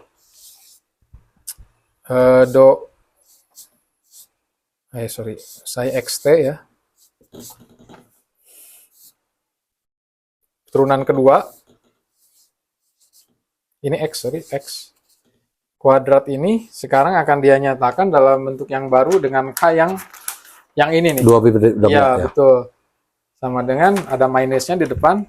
Minus 2 pi. Bukan 2 pi bajing ya. Maksudnya 2 pi gitu. 2 pi per lambda. 2 pi per lambda kuadrat. Dikali E pangkat I kx min K yang di sini nggak diganti nggak apa-apa. Oh, nggak apa-apa sih. Nah, yang di sini aja yang diganti. Sebenarnya mau diganti di sini juga boleh sih, tapi semua nggak kita perlukan. Nah, kemudian ini udah mulai berbentuk nih. 4. Tapi dia pi kuadrat. Yang ingin dia lakukan kan ini, Mas, membuat itu jadi energi kinetik. Oke. Nah, dari energi kinetik kita sudah tahu mana tadi sebelumnya. Nah, ini kan energi kinetik yang sebelah sini nih, yang sebelah ruas kanan ini. Maka supaya fungsi gelombang ini berubah jadi energi kinetik, yang dia lakukan dia akan bagi ini dengan ini. Oh, dengan itu. Iya, jadi konstantanya ini, konstanta energi kinetik yang ini, ini boleh dibilang lah. Ini konstanta yang bagian ini akan dia bagi dengan ini, sehingga fungsi turunan kedua ini menjadi energi kinetik. Jadi yang dia lakukan adalah Kertas baru enggak bingung. baru aja ya. Ini ya enggak. Oke. Kita lihat. Maka yang Schrodinger lakukan selanjutnya. Nah, disalin dulu aja kali ya. Nah, gini kali ya. Hmm. Nah, gini. Yang dia lakukan berikutnya adalah dia membagi. Sorry ya, swadia balat saya belakangi dulu sebentar. Ya, frekuensi H kuadrat dibagi lambda kuadrat kali 1/2 M. dikali 1/2M. Nah, itu dulu Lalu dia baginya pakai titik 2 aja deh. dengan do tadi ya. Dibagi dengan yang tadi, dengan nilai K yang tadi. Lagi satu lagi. Halaman bukan itu dah. Oh, halaman satu lagi ya. Nah, ini 2 pi per lambda kuadrat. K-nya udah K kuadrat juga. 2 pi per lambda kuadrat.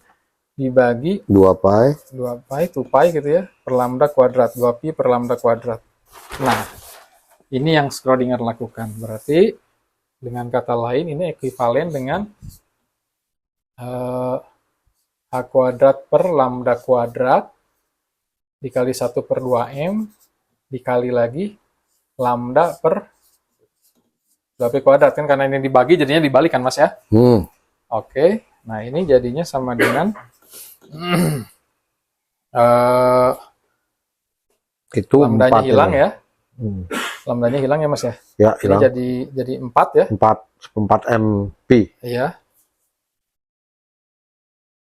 1/4 MP dong. 1 tetap kan? Kali Sebenarnya ada H kuadrat per 4. 2M. Ini 4 pi Mas ya. 4 pi. Kuadrat juga ya Mas.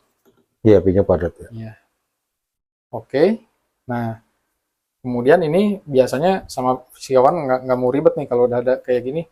Dia tuliskan gini. H per 2pi kuadrat. 2pi kuadrat. Nah, gitu ya. Nah, gini. H per 2pi kuadrat. Fisikawan kayak gini pun masih nggak mau ribet. Dirubah lagi, Mas. Jadi, si H per 2pi ini Dibilang lambang baru. iya, dari lambang baru. Dia bilang ini sebagai X bar kalau bahasa Inggris X bar, ya. Kita bilang H Yang kayak bahasa Sanskerta kan itu ya. Iya, H kuadrat. Jadinya ya kalau disederhanakan jadi H coret kuadrat per 2M. Ini yang dicari-cari Schrodinger dari tadi. Oh, jadi energi itu ini. Ya, ini konstanta untuk energinya. Jadi ini dibalikan lagi sama si Schrodinger ke persamaan turunan kedua tadi. Psi. Jadinya dia, ini kan kalau kesimpulan biasanya pakai Ya, titik 3. bergabung gini ya Mas ya. So, psi x t turunan kedua gitu ya. Do Dibagi do x kuadrat ya. sama dengan Itu. Apa baca itu, sorry, Dak? ini H bar. H bar. Sebetulnya nama resminya itu Nama Yunaninya apa? nggak ada. Nggak ada. Dan ini huruf Inggris biasa, tapi dikasih bar di atas, dikasih coret gitu ya. Tapi nama resminya sebetulnya ini reduce Planck constant. Oh, ya, Ada nama resminya. Gue Gitu. pernah baca tentang itu Planck constant. Betul. Jadi reduce Planck constant itu adalah H bar. H dibagi 2 M. pi. 2 pi. Ini sama dengan H bar. Jadi karena saking seringnya ini muncul, para fisikawan kesel, ya udahlah kita tulis aja gini gitu. Biar nulisnya cuma 1 kali, mungkin maksud mereka gitu. Nah, ini dibagi 2M, kemudian dikali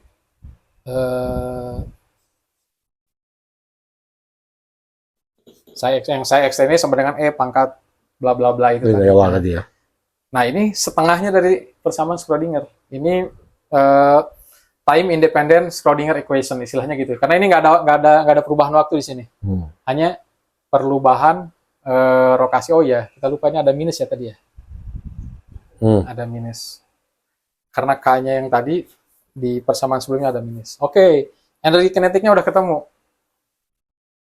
Ini energi kinetik dari Schrodinger equation. Tinggal satu lagi kerjaan Schrodinger, nyari energi yang totalnya tadi. Nah, ini Schrodinger ngambil dari penurunan terhadap T. Jadi ini dia turunkan terhadap T. Jadi dia, oke, biar jelas saya tulis ulang ya, do E pangkat I kx minus omega Omega T. T. Nah, ini diturunkan terhadap T. Schrödinger senang karena E-nya nggak perlu dirubah macam-macam. tetap Cukup turunkan ininya, minus I. Minus I omeganya. omega. Ya kan? Minus I omeganya, kemudian dikalikan E pangkat I kx minus omega T. Nah, udah hampir selesai nih kerjaan Schrödinger. Dia ingin ini ubah jadi energi total, yang Hnu tadi, yang Einstein fotoelektrik. Tapi dia harus bikin satu perumpamaan, yaitu kalau atau for T bergerak menuju T plus yang dimensinya sama dengan T kan periode, Mas ya.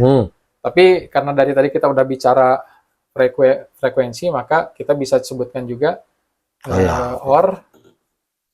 or T bergerak menuju T plus 1 per F. Ya. Nah, ini, then kalau T-nya bergerak ke 1 per lambda, berarti persamaan yang ini, Di bawah. kita tulis lagi ya,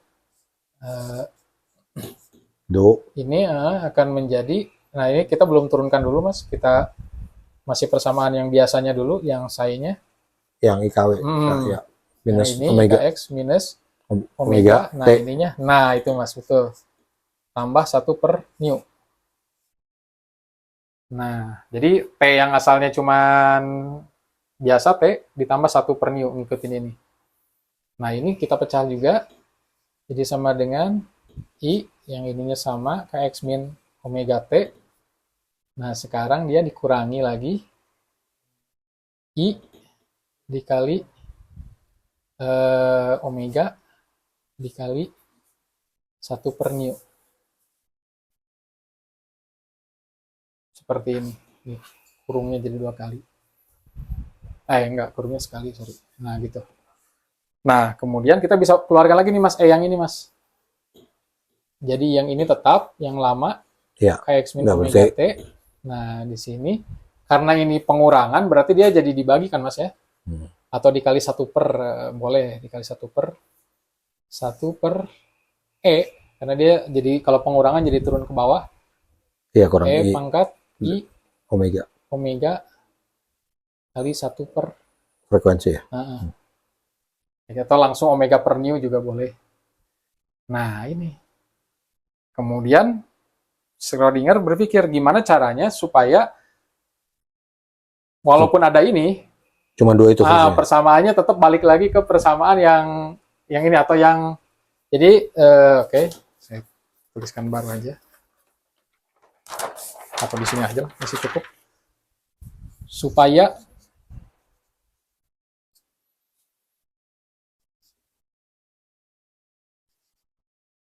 ininya tetap sama, E pangkat I Kx minus omega T, maka yang bagian ini harus jadi 1 kan Mas? Biar nggak ada perubahan. E pangkat I omega per mu harus sama dengan 1. Nah, ya sekarang mikir lagi, bingung lagi nih si Schrödinger, gimana caranya supaya E pangkat I dikali omega per mu sama dengan 1. Dia kembali lagi hanya ke Euler's identity kan. Dia coba ingat-ingat lagi Euler's identity. I pangkat I pi sama dengan minus 1. Berarti I pangkat I 2 pi sama dengan 1 gitu kan. Berarti kalau ini sama dengan 1, syaratnya adalah omega per mu itu sama dengan 2 pi. 2 pi dong. Ya. Berarti omega sama dengan 2 pi kali frekuensi. Ya. Senang Schrödinger, dapat deh kata dia. Nah, berarti yang tadi do x, t per do t sama dengan, nah omeganya dirubah jadi ini. Saya lupa tadi ada minusnya nggak ya? Ada. Adanya ada ya. Jadi minus i, omeganya dirubah jadi ini. 2 2 pi nu 5 nu dikali. T. Ya, Nah, garis T. ya ini berarti ini pangkat bla bla bla kan ya. Tapi saya sederhanakan, cukup ditulis fungsi gelombangnya aja. Ini. Nah, kita ingat Einstein udah bilang H. di fotoelektrik E sama dengan HF. Ya, F. Berarti yang harus dia lakukan adalah bagi HF ini dengan ini. Supaya konstantanya menjadi konstanta untuk energi. Maka HF dibagi In minus dong. I 2 2 pi F. Ya. Ini coret kan Mas ya? Sama dengan H. Minusnya naik ya. Nah, minus I 2P. Nah, Schrödinger nggak mau nih kayak gini, ada minus-minus I di bawah. Kalikan aja I per I. Sama aja kan Mas ya? Kita pengen ngilangin I yang di bawah. Minus I dikali I, berarti dia jadi positif I Mas ya? Iya. Jadi positif 1 ya? Karena kan I akar min 1 nih. Iya. Akar min 1 keluar, dikali negatif jadinya 1. Akhirnya dia jadi HI. I H per 2Pi. Oke, seperti biasa, fisikawan nggak mau ribet, Lambang baru. lambang baru yang dia pakai. Akhirnya kita pindahkan ini. Jadi Tadi ke depan sebelum ini. tadi ya. Ke depan ini. Supaya jadi energi. Karena kalau ini masih belum energi, ini persamaan gelombang turunan pertama tapi belum jadi energi. Nah, supaya jadi energi, maka Schrödinger merubahnya menjadi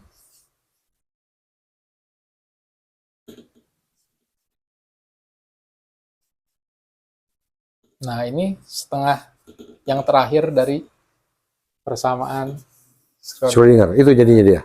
Iya. Nah, ini grand final. Grand finalnya kita balik lagi ke yang tadi, entah di lembar keberapa. Saya sudah tuliskan E sama dengan H kan? ya. Nah, ini kan HF. Nah, ini HF ini kalau dalam konteks gelombang bisa kita tambahkan gini, Mas. Fungsi gelombangnya. Fungsi gelombangnya tinggal ditambahkan aja. Sama dengan apa tadi ya? Saya juga nggak pernah ingat sih. Kalau diingat-ingat malah lupa, tapi kalau diturunkan kita jadi tahu. Yang ini, yang H baru kan? Ini dia. H kuadrat per lambda kuadrat ini, Mas. Sama dengan H kuadrat per lambda kuadrat kali 1 per 2M. Oke. Tambahkan juga fungsi gelombangnya. XT. Grand finalnya adalah buang itu hanya. Kita rubah jadi yang bentuk turunan tadi, Mas. Itu yang disebut persamaan Schrödinger. Yang turunan ini. Tapi jadi persamaan gelombang kan ya dia? Persamaan gelombang. Ya, fungsi gelombang. Fungsi gelombang. Iya, jadi fungsi gelombang, Mas. Jadi H bar, bukan? Iya, yang ini nih. H bar kuadrat. Ini biasanya ditulis di ruas kanan. Mana tadi? Ini Wadia Balad minus H bar kuadrat per 2M. Saya tulis ulang. Kuadrat per 2M. Dikali 1,2M. Dikali, iya.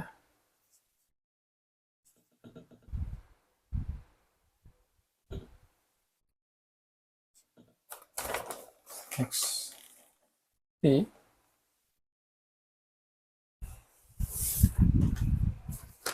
Oh, sorry. Turunan. Yang do tadi. Turunan, ya. Yang turunan, Mas, sorry.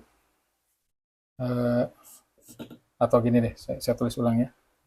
Dengan min bar 2M. Do.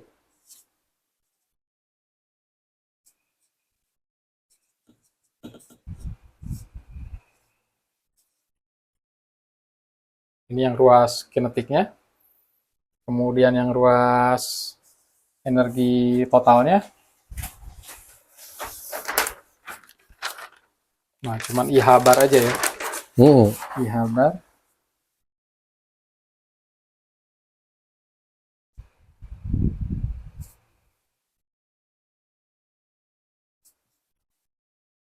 T, ya. Do X, Do T yang sebelah sini. do Mas. T, sorry ya. Hmm. Do X. Jadi ini yang disebut Schrödinger Equation. equation. Jadi dia menghubungkan turunan parsial terhadap waktu, yang ini merupakan energi total sebetulnya, dengan turunan parsial terhadap posisi. Ya. Yang ini merupakan energi kinetik. Ini yang dibilang sama Elon Musk paling sulit. Memang paling sulit. Jadi Schrödinger pun berbulan-bulan merumuskan ini. Dan ini menggabungkan berbagai persamaan dari sejak tahun 1700-an sampai penemuan terbaru dari Einstein, de Broglie, Planck, dan lain-lain. Jadilah Schrödinger equation seperti ini. Kurang lebih gitu, Mas, cerita singkatnya.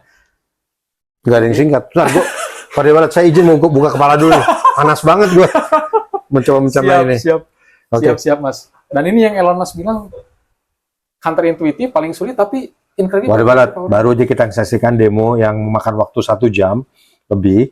Ya, seorang Indra mencoba dia menurunkan dengan apa? Dengan apa yang dia mengerti tanpa contekan secara live. Ini luar biasa nih. Saya baru sekali lihat orang live menurunkan persamaan berlembar-lembar yang sampai ujungnya. Jadi bukan hafalan karena ujungnya itu semua ada ditarik ke belakang, ada semua turunannya. Ya, dan saya pun nggak pernah ingat kalau disuruh ngapal, saya nggak ingat. Iya, agak sulit ya. Tapi saya mulai nangkap nih bahwa fungsi gelombang tadi akan menentukan energi ternyata gitu ya. Iya, itu kuncinya gitu lah. Saya nggak ngerti betapa si Schrödinger itu iseng banget kalau saya sih nggak kebayang bisa. Tapi ini menarik. Jadi bentuk elektron yang kita pahami sama sekali, untuk elektron yang kita pahami selama ini ternyata berbeda dengan apa yang dinyatakan oleh Schrödinger sebagai bentuk yang sesungguhnya gitu ya. Lebih ke realitasnya kayak gini. Betul. Kan?